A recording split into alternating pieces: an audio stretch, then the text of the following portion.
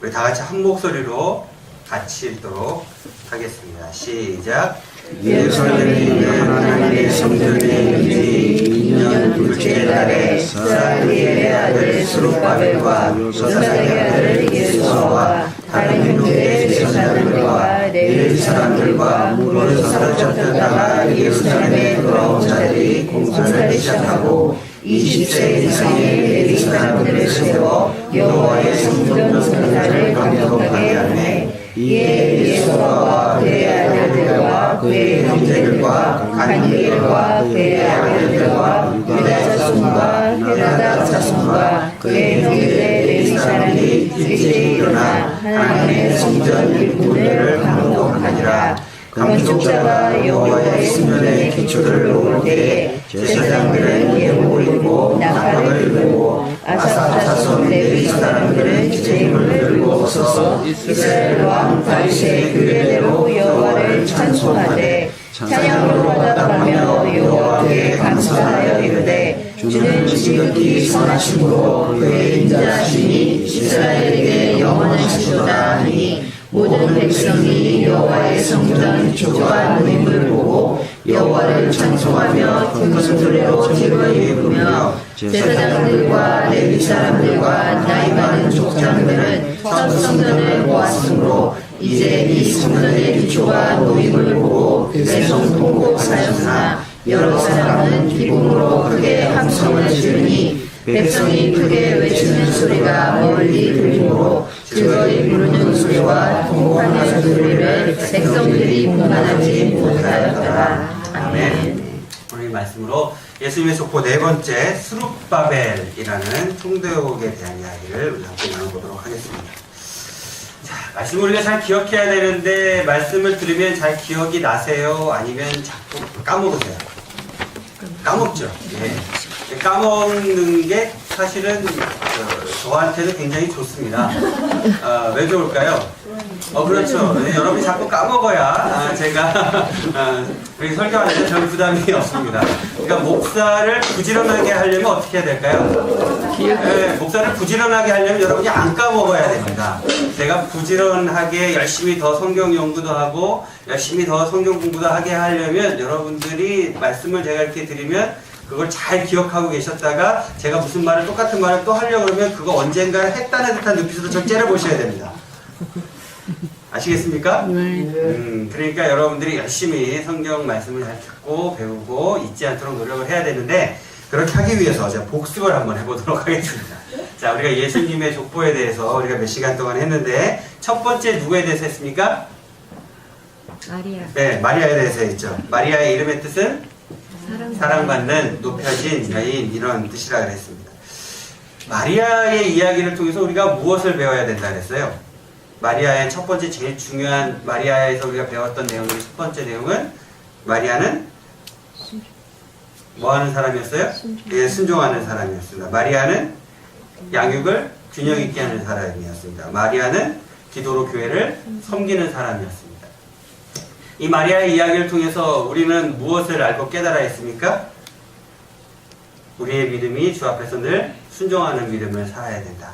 우리가 자녀들을 양육하거나 인생을 살아가면서 사회생활을 하는 데 있어서 무엇이 중요하다? 균형감 있게 신앙생활을 하는 것이 굉장히 중요하다. 그리고 우리가 교회를 섬길 때 무엇으로 교회를 섬겨야 한다? 기도로 섬겨야 한다. 낮은 자리에서 그렇게 얘기를 했습니다. 두 번째는 누구에 대해서 배웠습니까? 요셉에 대해서 했죠. 요셉의 뜻은 여호와가 더하신다. 우리가 요셉의 이야기를 통해서 우리가 무엇을 배웠어요? 사랑? 무슨 사랑이에요? 제가 이게 무슨 사랑이에요? 아내를 위한 사랑. 그렇지, 아내를 배우자를 사랑하고 가족들을 사랑하는 굉장히 중요한 거라 그랬어요. 결단은 무엇에 대한 결단이었습니까? 네?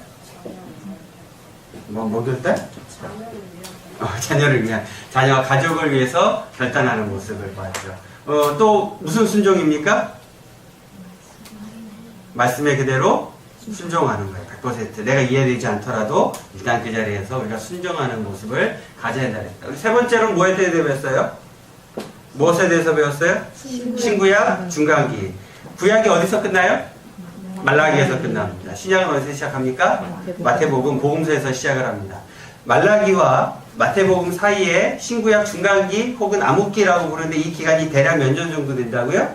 400에서 500년 정도 된다 그랬습니다. 이 400년에서 500년의 기간 동안에 하나님은 아무 말씀도 안 하시고 침묵하셨죠? 침묵하셨죠? 이름이 이제 낚이는 거예요. 하나님은 우리에게 어떻게 하셨어요? 그 기간 동안에 인류 역사를 이끌어 가시면서 하나님의 말씀, 특히 구약이 얼마나 소중한지 알고 깨닫게 하셨고 구약을 편집하게 하셨죠.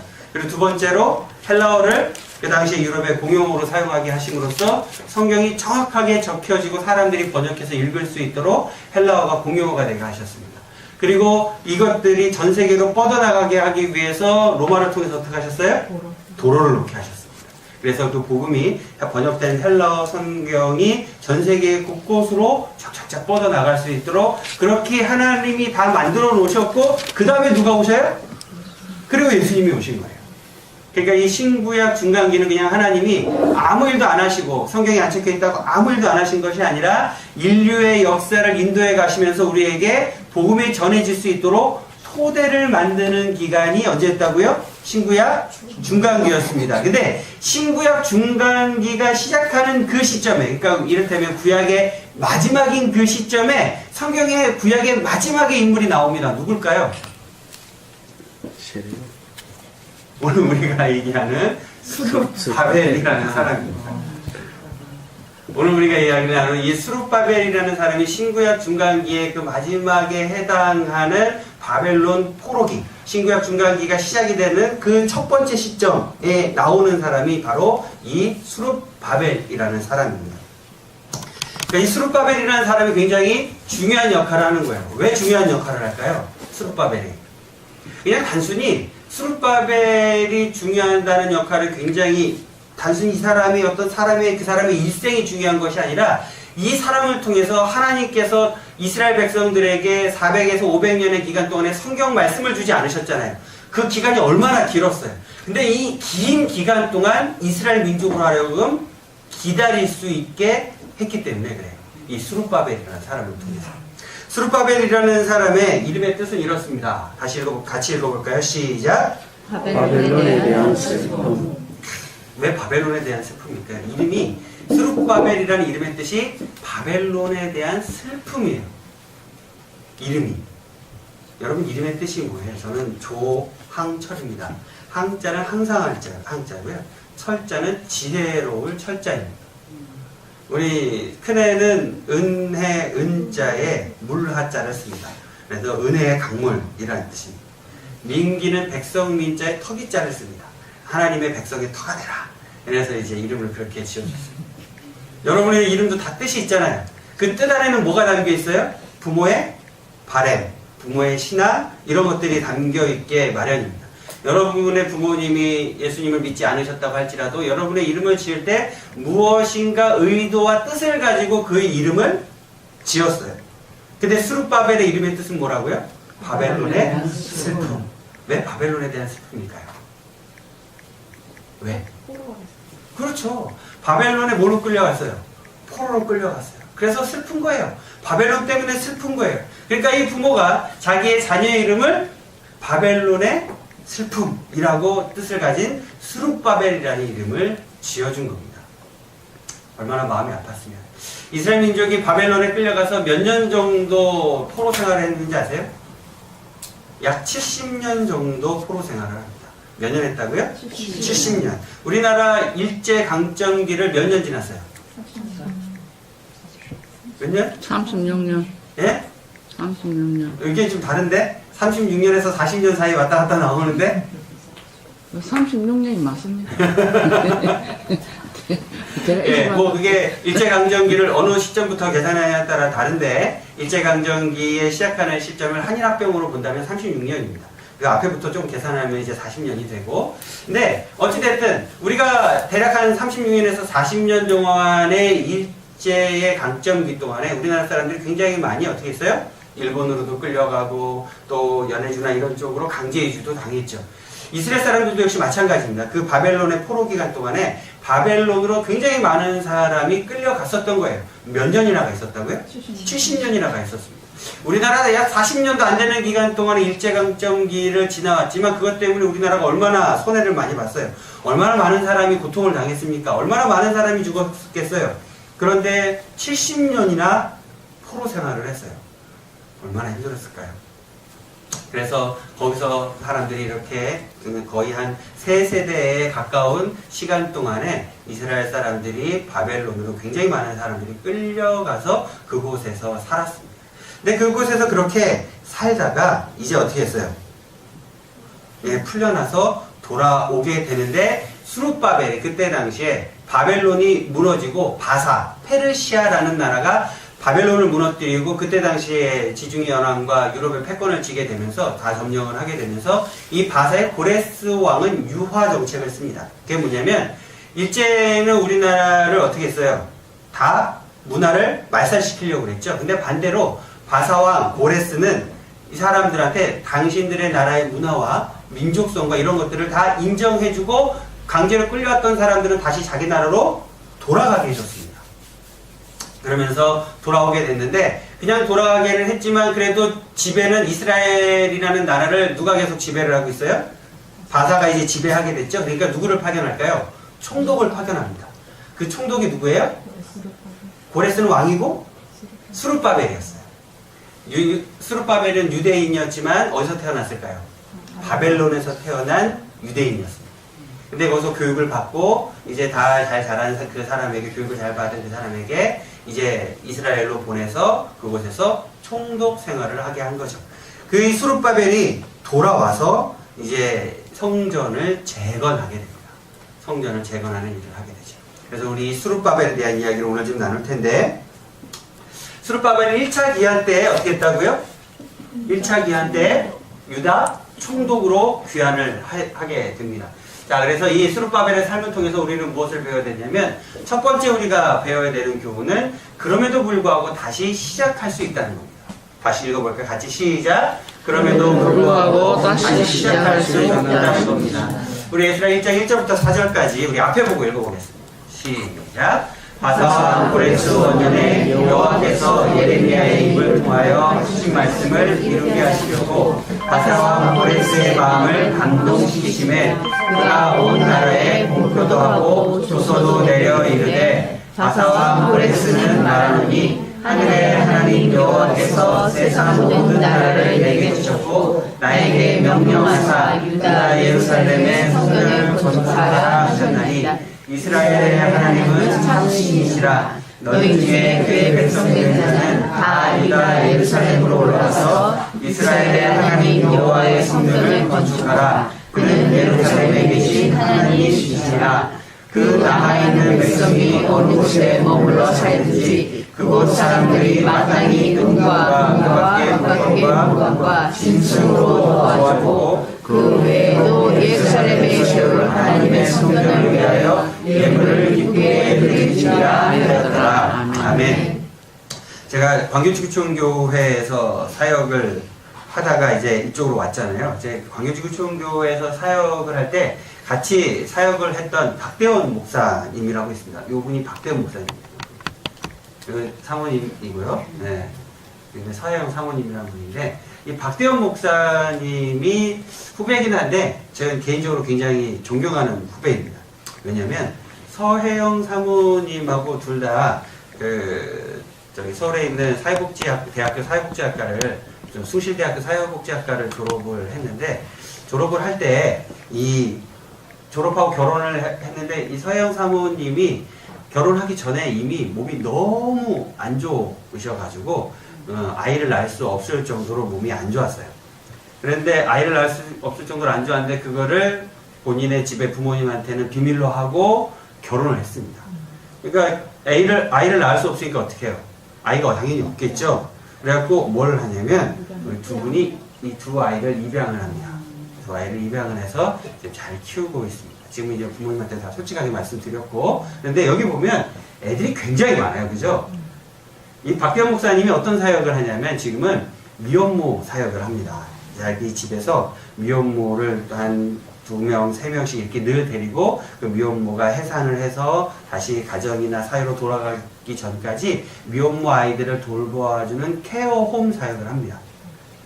그 미혼모하고 같이 이제 그 거실에서 예배도 드리고, 요즘에는 뭐 후원자도 많이 생기고 그래서 여기 보면 카페 소중한 당신이라고 이렇게 있잖아요.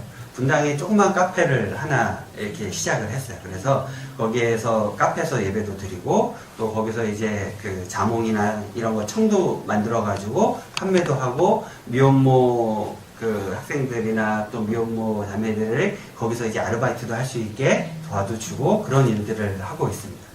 근데 이 박대영 목사님 같은 경우에, 박대영 목사님이 미혼모 사역을 굉장히 잘 하고 있는데, 미혼모 사역을 할 때마다 박대영 목사님 되게 힘들어하는 게 한 가지 있어요. 그게 뭐냐면, 미혼모를 이렇게 데려다가 사역을 하고 도와주고 해산할 때까지 병원비도 다 후원받아서 병원비도 다 대주고, 아기가 어느 정도 이렇게 자라서 몸이 좀 이렇게 추스려질 때까지 기저귀나 이런 것도 다 자기가 데리고 있으면서 다 그런 것들을 다 대줘요. 근데 그렇게 했으면 미혼모 자매들이 이제 몸이 좀 괜찮아져서 그 소당을 나가게 되면 그때 막 이렇게 고맙다고도 하고 이러면 좋은데, 나갈 때 기저귀를 훔쳐갖고 가요. 물티슈랑 기저귀를 한 박스씩 훔쳐갖고 간대요. 간다는 얘기도 안 하고 그냥 밤에 어느 날 없어진대요. 아니 뭐 그거를 뭐 이렇게 생색을 내려고 하는 것도 아니고, 간다고 하면 다 잘 가라고 축복해 줄 거고, 그 기저귀 없고 물티슈 없으면 달라고 하면 다 줄 건데 굳이 그거를 훔쳐갖고 야방도주를 한다는 거예요. 미안해서. 그렇죠. 미안해서 그러겠죠. 그럼 미안하면 그냥 가면 될 텐데 훔쳐갈 거예요. 없으니까. 아, 참 마음이 아픈 이야기죠. 근데 사람은 그런 것 같아요. 잘 변하지 않는 것 같아요. 내 마음 가운데 우리가 하나님을 믿고 예수님을 믿는다고 하면 우리도 좀 이렇게 좀 달라지는 삶을 살아야 되는데, 여러분 예수님 믿고 좀 삶이 달라지셨어요? 별로 안 달라지는 것 같아요. 저를 봐도 그런 것 같아요. 박대원 목사도 늘 힘들어하는 게 뭐냐면, 자기가 이렇게 짧게는 2달, 길게는 한 넉 달까지 미혼모를 데리고 있는 자매들을 데리고 있는데, 그 자매들이 그동안에 석 달, 넉 달 동안에 뭐 얼마나 많은 사랑을 받아요. 다 도와주고 같이 예배도 드리고, 그렇게 했으면 좀 이렇게 좀 마음도 좀 달라지고, 마음도 좀 이렇게 좀 여유로워지고, 예수 좀 믿게 되고 이러면 좋은데, 그게 잘 안 된다는 거예요. 그 얘기를 제가 이렇게 들으면서, 아, 맞다. 근데 그 사람만 그러는 게 아니라 나도 그렇더라. 그러니까 박 목사 너무 힘들어하지 말고 나도 그러니까 그냥 사랑으로 우리가 다 품고 했으면 좋겠다. 이런 얘기를 하곤 합니다. 이스라엘 백성들이, 제가 지난주에 신구약 중간기에 대한 말씀을 드리면서 그들이 바벨론의 점령을 받게 된 것은 뭐 때문에 그랬다고요? 그들이 하나님을 저버리고 우상을 섬기고 죄악을 저질렀기 때문에 그들이 바벨론의 점령을 받고 바벨론으로 끌려갔다고 제가 말씀을 드렸습니다. 기억하시나요? 근데 그렇게 징벌을 받았으면 이 사람들은 어떻게 살아야 돼요? 거기 가서는 좀 정신 좀 차리고 하나님을 다시 찾고, 그들이 여태까지 지었던 죄를 좀 회개하고 뭐 이래야 될 거 아니에요? 안 그래요? 아이씨, 우리를 하나님이 이렇게 저버리시다니, 우리를 버리시다니 이러면서 난 이제 하나님 안 믿을란다 이래야 돼요? 아, 그렇지 않죠. 정신 차려야죠. 정신을 차려야 되는데, 이스라엘 사람들이 바벨론으로 끌려가고 난 다음에 정신을 차렸을까요? 못 차렸을까요? 못 차렸어요. 그들이 섬겼던 신의 목록입니다. 이스라엘 사람들이 바벨론에 가서 섬겼던 신의 목록이에요. 바람의 신, 하늘의 신, 땅 밑을 다스리는 신, 권력의 신, 뭐 창조의 신, 뭐 달의 신, 태양의 신, 사랑의 여신, 이런 걸 섬겼어요. 계속해서. 되게 웃기는 거죠.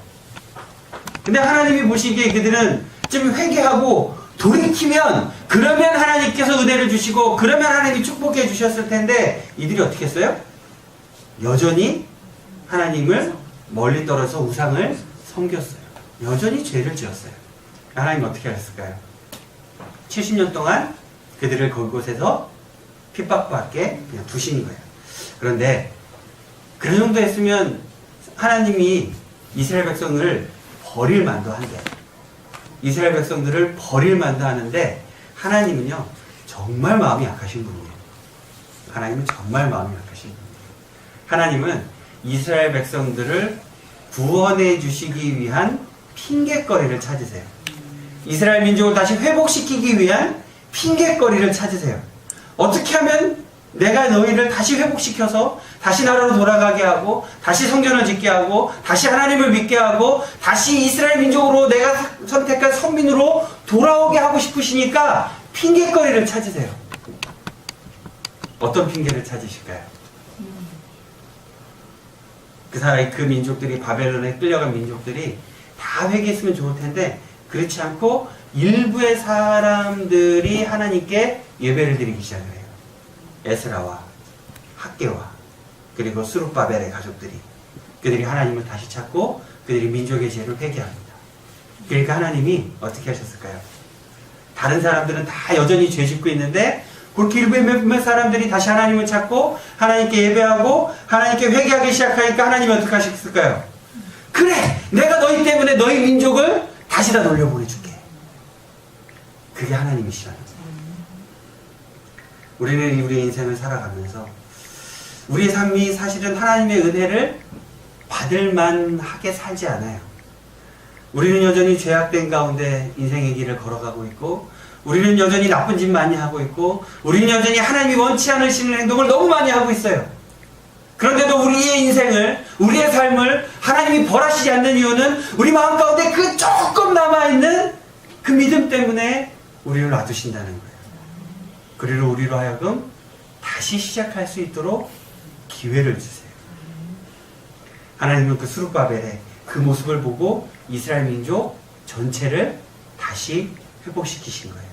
다시 시작할 수 있도록 그들에게 은혜를 베풀어 주신 거예요. 우리가 주일날 이렇게 예배드리는 거 별거 아닌 것 같지만 우리가 이렇게 예배드리고 우리는 그렇게 하나님 말씀대로 다 살지 못하지만 그래도 살려고 노력하고 그래도 회개하고 그래도 하나님 앞에 다시 한번 우리가 무릎 꿇는 그 작은 모습 때문에 하나님 우리에게 어떻게 하신다고요? 다시 기회를 주신다고요. 다시 한 주를 살아가게 하시고 다시 1년을 살아가게 하신다고요. 하나님께서는 그 스룹바벨의 모습을 보시고 이스라엘 민족 전체에게 다시 기회를 주셨던 것처럼 우리의 그 작은 믿음의 모습, 그 모습 하나 때문에 우리로 하여금 다시 시작할 수 있도록 기회를 허락하시는 거예요. 얼마나 감사한지 모르겠어요. 우리가 정말 지은 대로 하나님께 벌을 받는다면 우리 여기 아무도 못 앉아 있을 거예요. 그죠? 일단 저도 여기 없을 거예요. 하나님 우리에게 무엇을 허락하신다고요? 다시 시작할 수 있도록 기회를 주시는 분이에요. 스룹바벨을 통해서 이스라엘 민족 전체에게 기회를 주셨던 것처럼. 근데 우리가 하나님이 그렇게 다시 기회를 주셨을 때 어떻게 해야 될까요? 정신을 잘 차려야 되는데 어떻게 정신을 잘 차리고 살고 계십니까? 하나님 또 어차피 기회를 주실 거니까 막 살아야 돼요? 하나님 우리에게 다시 기회를 주셨어요. 근데 하나님 우리에게 다시 기회를 주셨을 때 그 기회를 받고 난 다음에 제가 지구촌교회에서 사역을 하다가 이 분당 지구촌교회 수지 지구촌교회인데 제 꿈이 뭐였다고요? 여기서 정년퇴직하는 게 꿈이었다요. 근데 광개지구촌교회를 개척을 하고 거기서 사역을 하다가 다시 이곳에 이렇게 내려와서 사역을 시작을 했어요. 이렇게 열심히 사역을 하면서 여기에서 이제 이 시골의 집에서 저희가 이게 교회 간판입니다. 개척을 하고 시작을 했는데 이 사진이 무슨 사진이냐면 저에게 창립 기념주일 사진입니다. 처음 내려와서 저게 첫 거실에서 예배를 드리고 전교인이 같이 사진을 찍은 사진. 전교인이었어요. 개척 첫 해 전교인이었습니다. 예, 그래도 이때만 해도 3년 전이라. 저때로 다시. 제가 북면에서 개척을 하고 열심히 동네 어르신들을 섬겼어요. 북면의 노인정에서 똑같이 여기 아는 애가 동네 노인정에 가서 저희가 열심히 식사 대접도 하고 뭐 이것저것 일도 도와드리고 열심히 노력을 했어요. 여름에는 또 이렇게 동네 정자에서 식사 대접도 하고 이렇게 열심히 어르신들을 섬겼습니다. 1년 동안 열심히 사역을 했어요. 저 어르신들에게. 그렇게 열심히 1년 동안 사역하고 난 다음에 1년이 지나고 나서 저희가 창립 기념주일이 돌아와서 또 예배를 드리고 전교인이 사진을 찍었습니다.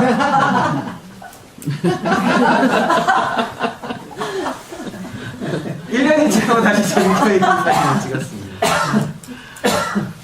열심히 했는데 안 되더라고요. 열심히 해서 안 되더라고요. 전원 찬성. 네, 저는 100% 참석. 네. 그때는 식사당번도 없었습니다. 1년 동안 열심히 사육을 했는데 그분들을 그렇게 도와드렸는데 도와드릴 때만 받고 제가 농산물 팔아드릴 때는 고맙다 그러시더니 주일날엔 안 오시더라고요. 제 마음 가운데 이걸 계속 해야 되나? 이런 마음이 들더라고요. 이렇게 이 정도 했으면 좀 이렇게 회개하고 천부여 이제 없어서 손들고 옵니다 이러면서 할아버지 할머니들이 좀 한 분이라도 오실 줄 알았는데 안 오시더라고요. 사람은 잘 변하지 않는 것 같습니다. 변하지 않지만 어떻게 해야 될까요? 인내하고 계속 섬겨야죠. 그게 우리가 해야 할 일이니까. 인생을 살아가다 보면 스룹바벨처럼 그럼에도 불구하고 인생 가운데 무엇이 있을까요? 좌절이 있습니다. 우리의 삶 가운데 계속해서 좌절을 만나게 돼요. 우리 함께 에스라 4장 21절부터 24절까지 읽어보겠습니다. 시작. 이제 너희는 명령을 전하여 그 사람들에게 공사를 분배하여 그 성을 건축하지 못하게 하고 내가 다시 주소서 내리기를 기다리라. 너희는 삼가서 이 일을 게으르지 말라. 어찌하여 화를 더하여 왕들에게 손해가 되게 하려 하였더라. 아닥사스다 왕의 조서 조문이 르문과 선과 심세와 그의 동료 앞에서 낭독되매 그들이 예루살렘으로 급히 가서 유다 사람들을 보고 권력으로 억제하여 그 공사를 그치게 하니 이에 예루살렘에서 하나님의 성전 공사가 바사왕 다리오 제2년까지 중단되니라. 아멘. 스룹바벨이 하나님의 음성을 듣고 자기 나라로 돌아가서 그곳에서 성전을 다시 짓습니다. 성전이 완전히 무너져 있었기 때문에 성전을 다시 지어요. 근데 웃기는 건 뭐냐면 성전 공사를 방해하는 무리들이 나타났다는 거예요. 못하게 해요. 왜 못하게 했을까요? 기존에 그곳에서 끌려갔던 사람들이 다시 돌아와서 성전을 지으니까 안 끌려가고 거기서 계속 살던 사람들이 있었을 거 아니에요. 거기서 계속 살던 사람들이 자신들의 기득권을 잃어버리게 될까봐 성전 공사를 방해하는 거예요. 성전이 다시 생기고 거기에 스룹바벨과 그때 같이 돌아왔던 에스라나 이런 사람들이 다시 그곳에서 성전을 세우고 그곳에서 제사를 지내고 자기들을 통치하게 되면 자기들이 그곳에서 누리고 있던 여러 가지 경제적인 기득권, 정치적인 기득권, 종교적인 기득권을 그 사람들에게 다 뺏기게 될까봐 성전 공사를 못하게 방해를 해요. 그리고 고레스 왕에게 편지를 씁니다. 아닥사스 왕에게 또 편지를 쓰고 뭐라고 편지를 쓰냐면 스룹바벨이 여기 와가지고 성전만 건축하는 것이 아니라 성벽을 짓고 있습니다. 근데 그 성전과 성벽이 완성되게 되면 더 이상 당신들에게 조공을 받고 그리고 군사를 키워서 당신들에게 반란을 일으키게 될 거예요. 그러니까 성전 공사를 중단하게 해주십시오. 편지를 씁니다. 동족이. 어떻게 그러니? 못된 인간들. 항상 적은 어디 있어요? 네, 내부 안에 있어요. 교회 적은 누구예요? 교회 적은 누구예요? 교회, 이런 분들이 안 되는데 그런 경우가 굉장히 많아요.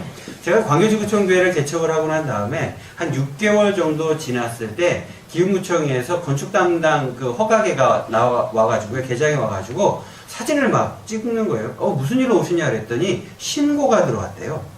무슨 신고가 들어왔습니까? 그랬더니 여기에 불법으로 종교시설이 너무 크게 들어와 있기 때문에 이것들에 대해서 신고가 들어왔다고 해서 그 현장 실사 사진을 찍으러 왔다는 거예요. 그리고 나중에 알고 보니까 어떤 일이냐면 그 근린 1종 생활시설에는 종교시설물이 바닥 면적 기준으로 200평 이상으로 못 들어오게 돼 있는 거예요. 근데 저희가 300평 정도 됐었거든요. 그러니까 신고를 한 거예요. 여기에 종교시설이 너무 크게 들어와 있다. 그러면 이제 이거를 바꿔야 될 거 아니에요. 그러면 이제 그 상업시설로 돼 있으니까 종교시설로 바꾸면 되니까 내가 종교시설을 바꾸려고 알아봤더니 문제가 있는데 첫 번째 문제. 무조건 원상복구를 했다가 다시 종교시설로 해야 된다는 거예요. 두 번째 문제.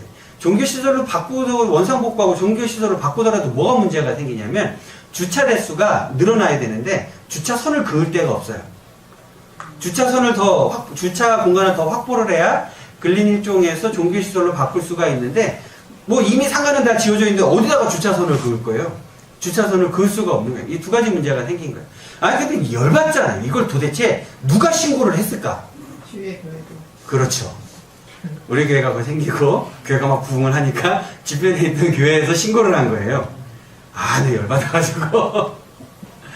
그래가지고 저희가 그때 그 건축 담당자랑 상의를 하고 하여튼 여러 우여곡절 끝에 하여간 원상복구를 다 하지 않고 일단 교회 안에 있는 모든 집기를 다 빼고 사진을 찍고, 근데 이제 강대상이나 이런 거 다 한 것까지는 어떻게 옮기지를 못하니까 저희가 양해를 구해가지고 그분이 좀 이렇게 봐줬어요. 그래서 반 원상복구를 하고 사진을 찍고 이제 용도 변경하는 신청을 하고 다시 이제 교회 이제 의자 이런 것도 다시 원위시키고, 그리고 이제 종교시설이 더 들어올 수 없으니까 그 종교시설로 본당이나 이런 걸 허가를 내고, 그 식당은 저기 그 상업시설로, 사무실은 교육시설로, 이런 식으로 다 바꿔서 다 쪼개가지고 허가를 다 다시 냈어요.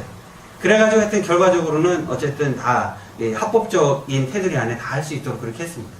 그걸 하면서 제가 느낀 게 뭐냐면, 얼마나 열이 받는지, 이 주변에 있는 교회 어떤 목사인지 내가 찾아가지고 너희들은 그 저기 뭐 불법을 저지른 게 없는지 내가 다 일일이 조사해가지고 하려고 하다가 덕이 안 되니까 참았습니다. 스룹바벨도 역시 마찬가지였던 거예요. 같은 민족이었던, 같은 이스라엘 민족, 같은 히브리 민족이었던 사람들이 고발을 해서 성전 건축이 스톱되게 됩니다. 인생을 살아가다 보면 우리가 하나님 믿고 예수님 믿으면 모든 일이 다 잘 해결돼요? 그렇게 돼요? 여러분 그렇게 언제나 좋은 일만 생겨요? 기도하면 하나님이 다 들어주세요? 네. 기도하면 하나님이 다 들어주신다면 저는 일단 로또를 산다니까요. 로또를 사가지고 기도하는 거예요. 주님, 제가 이번 주에 로또를 샀습니다. 몇 번. 주여, 이 번호대로 번호가 될 줄로 믿습니다. 기도하고 가면 로또가 되죠? 돼요? 안 돼요. 안 돼. 만약에 그게 그런 기도를 하나님이 들어주신다면 이 땅에 있는 모든 사람들이 교회 다닐 거예요. 그리고 다 로또를 살 거예요. 어떻게 될까요? 다 1등이 되면 어떻게 될까요? 주일마다 다른 사람들 있더라고요. 주일마다 감사금이 넘쳐날까요? 아니에요. 이게 저 모든 복권, 로또를 포함해서 모든 복권이요, 당첨금으로 지급되는 금액이 전체 판매 금액의 50%도 안 돼요. 그러니까 다 1등 되잖아요? 1,000원 주고 샀는데 500원 맞는 거예요. 복권 사시겠어요? 살아가다 보면 우리는 분명히 하나님 믿고 예수 믿으면 다 잘 될 것 같은데 실제로는 그렇지 않다라는 거죠. 그럼에도 불구하고 우리는 무엇을 알아야 할까요? 그 가운데 하나님의 뜻과 하나님의 이유가, 섭리가 있다는 걸 우리 기억해야 한다는 거예요. 우리가 그걸 잊어버리는 순간 어떻게 될까요? 포기하게 되는 거예요. 그걸 잃어버리는 순간 믿음을 포기하게 되는 거예요. 그걸 잃어버리는 순간 교회를 포기하게 되는 거예요. 그걸 잃어버리는 순간 믿음을 포기하게 되는 거예요. 그리고 우리는 이렇게 얘기하죠. 나 삐졌어. 하나님, 저 삐졌습니다. 교회 안 나가랍니다. 이 일이 언제 제일 많이 일어나는지 아십니까? 11월 달에 제일 많이 일어납니다. 수능 보고 나서. 애들이 수능 성적표가 나오고 수능을 보고 점수가 떨어지잖아요? 수능 당일날은 다들 그렇게 열심히 주여 우리 아이의 길을 인도하여 주시옵소서, 찍어도 맞게 하여 주시옵소서, 그렇게 열심히들 기도하셨는데 그날 저녁에 애 시험 보고 딱 들어오는데 다들 부모님들이 첫 번째 질문이 뭐예요? 시험 몇 점 받았니? 잘 봤니? 몇 점 받았니? 그러니까 아이씨! 이러고 집 안으로 문 쾅 닫고 들어가 버리면 그 다음부터 어떻게 해요? 집사님들이 삐져가지고 교회 안 가랍니다. 우리가 하나님 믿지만, 예수님 믿지만 늘 하나님의 뜻대로 다 되지는 하나님의 뜻대로 다 되지 우리의 뜻대로 다 되는 것은 아닙니다. 우리 그것을 늘 기억해야 되는데 우리가 늘 착각해요. 다 우리의 뜻대로 하나님이 해주시기를 바라는 거죠. 이스라엘 사람들, 거기에 남겨졌던 사람들도 어땠을까요? 자기들도 여전히 그 사람들도 하나님을 믿었어요. 그 사람들이 믿음이 없는 사람들이 아니었습니다. 그들도 하나님을 믿는 사람들이었습니다. 근데 그들은 어떻게 되기를 바란 거예요? 하나님의 뜻대로 되기를 원했던 것이 아니라 내 뜻대로 되기를 원했던 거예요. 그러면 하나님 편에 서서 일했던 사람들은 어떻게 될까요? 그 사람들 때문에 어려움에 처하게 되는 거죠. 우리는 그때 무엇을 기억해야 한다고요? 그럼에도 불구하고 하나님의 뜻은 이루어져 가고 있다는 사실을 기억해야 합니다. 수룹바벨이 그랬습니다.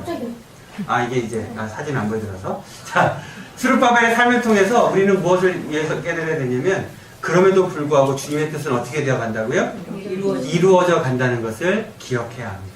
우리 함께 에스라 6장 13절부터 15절까지 읽어보겠습니다. 시작. 다리오 왕의 조서가 내림에 유브라데 강 건너편 총독 다스데와 스데로스데와 그들의 군관들이 신속히 진행하니라. 유다 사람의 장로들이 선지자 헤와 이도의 선지자 스가랴의 공문을 따랐으므로 성전 건축하는 일이 형통하니라. 이스라엘 하나님의 명령과 다사와 고레스와 다리오와 아닥삭사의 조서를 따라 성전을 건축하며 이를 끝내되 다리오와 제6년 아달월 3일에 성전을 끝내니라. 아멘. 그들이 그렇게 방해했지만 어떻게 됐어요? 네, 성전이 완공됩니다. 하나님의 뜻은 다 이루어져 간다는 거죠. 성전의 역사에 대해서 여러분들이 좀 아실 필요가 있습니다. 처음에 지어진 성전이 누구의 성전입니까? 솔로몬이 지은 성전입니다. 원래는 누가 짓고 싶어 했어요?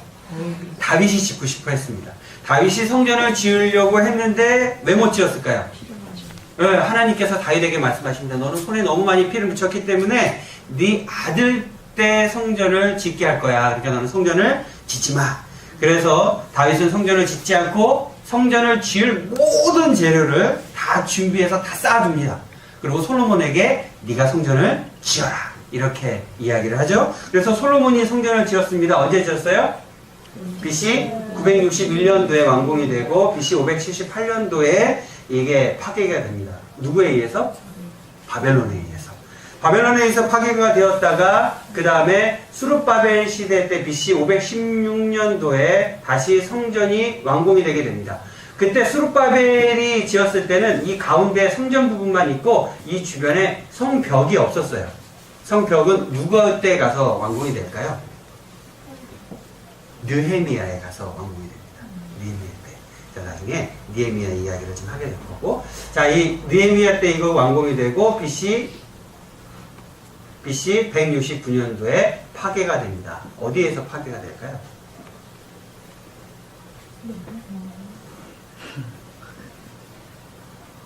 친구약 중간기잖아요. 바벨론 다음에? 페르시아 다음에? 그렇죠. 로마에서 파괴가 되게 됩니다.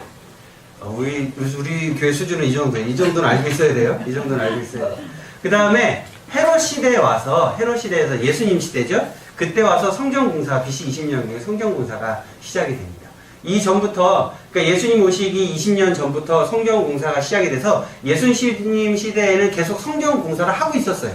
완공이 되지 않고. 그래서 그 다음에 AD 60년에서 70년도에 또 파괴가 됩니다. 지금 예루살렘 성전터에 가게 되면 지금 뭐만 남아있을까요? 성전은 다 파괴되고 요 벽만 남아있습니다. 요 벽만. 이스라엘 사람들이 이걸 지금 뭐라고 불러요? 통곡의 벽이라고 부릅니다. 네. 그렇게 해서 지금 성전이 남아있는데 이 성전의 역사를 보면 우리는 뭘 알 수 있을까요? 이 성전의 역사를 통해서. 하나님의 뜻에 합당하게 행하는 그 시절에는 성전이 세워지고 하나님의 은혜를 그 백성들이, 이스라엘 백성들이 누리게 됩니다. 근데 하나님의 뜻을 저버리고 하나님을 믿지 않고 우상을 섬기고 죄악을 저지르면 어떻게 돼요? 성전이 무너지고 하나님의 임재와 하나님의 은혜를 경험할 수 없게 되는 거죠. 우리의 삶도 역시 마찬가지입니다. 우리가 각각의 사람들이 신약에서는 뭐라 그래요? 너희가 주의 뜻 안에서 지어져 갈 성전임을 너희가 왜 알지 못하느냐? 라고 예수님이 말씀하시죠? 여러분 각자가 뭐예요? 예, 주님의 성전입니다. 성전이라는 개념은 하나님이 계시는 곳, 하나님이 임재하시는 곳을 구약적인 개념에서의 성전이라고 그랬습니다. 근데 예수님이 십자가에 달려 돌아가시는 그 순간에 성전 안에 있는 성소와 지성소를 구분하는 휘장이 어떻게 됐어요? 찢어졌습니다. 그래서 누구나 다 성전에 들어올 수 있게 되었습니다. 그러면서 신약적인 의미에서 성전은 없어지고 이제는 우리에게 뭐만 남아있어요? 예배당만 남아있습니다. 그런데 구약적인 개념에서 보면 하나님이 계시는 곳이 성전이었는데 우리 마음 가운데 누구 계세요? 성령님이 계시죠. 성부 하나님이 계시잖아요. 우리 몸 안에, 우리 안에, 우리 영혼 안에 성부 하나님이 계시죠. 그러니까 우리 몸이 뭐예요? 성전이에요. 우리가 성전입니다. 우리 모두가 다. 그러니까 신약적인 개념에서는 성전이라고 부르면, 교회 건물을 성전이라고 부르면 잘못된 개념인 거예요. 신약의 개념에서는 예배당이라는 말이 맞는 겁니다. 근데 왜 여전히 성전이라는 단어를 자꾸 쓸까요? 건축할 그게 건축하는 데 유리하기 때문에 그렇습니다. 이런 걸 인터넷에 올리면 제가 곤란히 있습니다.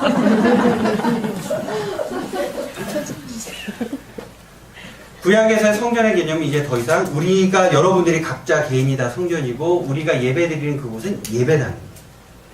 그렇기 때문에 우리도 역시 마찬가지라는 거예요. 성전이 지어지고 무너지고 지어지고 무너지는 과정에서 있는 것처럼 우리의 삶도 하나님 말씀에 순종하고 하나님 말씀대로 살아가는 인생을 살아가면 우리가 지어져 가고 세워져 가고 하나님의 인재를 경험하고 하나님의 은혜와 축복을 누리는 삶을 살게 되는 거죠. 근데 반대로 우리가 하나님을 떠나고 세상의 것들을 섬기고 죄악된 길로 가게 되면 우리 몸이 성전이 무너져 가고 그에 따라서 하나님의 은혜와 축복을 경험할 수 없게 되는 겁니다. 하나님의 은혜를 경험한다는 것, 하나님의 인재를 경험하고 하나님의 축복을 경험한다는 건요, 세상적인 성공과 세상적인 축복을 의미하는 것이 아닙니다. 하나님이 우리 안에 임재하시고 우리가 하나님의 뜻에 대해 순종해서 살아간다는 건 하나님의 뜻에 순종해서 하나님의 말씀대로 살아가는 걸 뜻하는 거지, 내가 원하는 걸 하나님이 다 부어주시는 걸 뜻하는 게 아니라는 거예요. 근데 우리는 자꾸 성령 충만을 이상하게다 갖다 붙여요.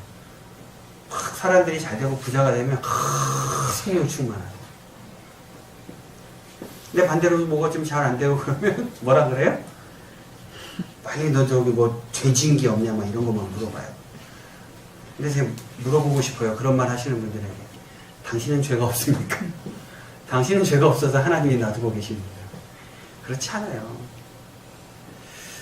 스룹바벨을 통해서 우리가 알고 깨달아야 되는 것들은 그럼에도 불구하고의 정신입니다. 어떤 정신이라고요? 그럼에도 불구하고. 왜 그럼에도 불구하고일까요? 스룹바벨을 통해서 하나님은 이스라엘 민족들이 다 죄지었지만 그럼에도 불구하고 다시 시작하게 해주셨어요. 좌절이 있을 수 있지만 그럼에도 불구하고 계속해서 성전이 지어져 가게 하셨어요. 하지만 세상 사람들은 다 막았지만 하나님의 뜻이 이루어져 가게 하셨어요. 세상 사람들은 다 막았지만 그럼에도 불구하고 하나님의 뜻은 이루어져 가게 하신 거예요. 그럼 우리가 스룹바벨을 통해서 우리는 무엇을 깨달아야 할까요? 그럼에도 불구하고 하나님은 우리를 사랑하시고, 그럼에도 세상이 아무리 어렵다고 할지라도, 내 삶이 어려움 가운데 처한다고 할지라도 그럼에도 불구하고 하나님은 이루어 가신다는 것을 기억해야 한다는 거예요. 스룹바벨은 그럼에도 불구하고의 정신을 이스라엘 민족에게 하나님이 알게 하시고 깨닫게 하신 거예요. 왜요? 구약과 신약 사이에 500년 가까이를 하나님이 어떻게 하시니까? 그들에게 성경 말씀으로는 침묵하시니까. 그럼에도 불구하고 그들이 무엇하라고? 믿음을 지키라고.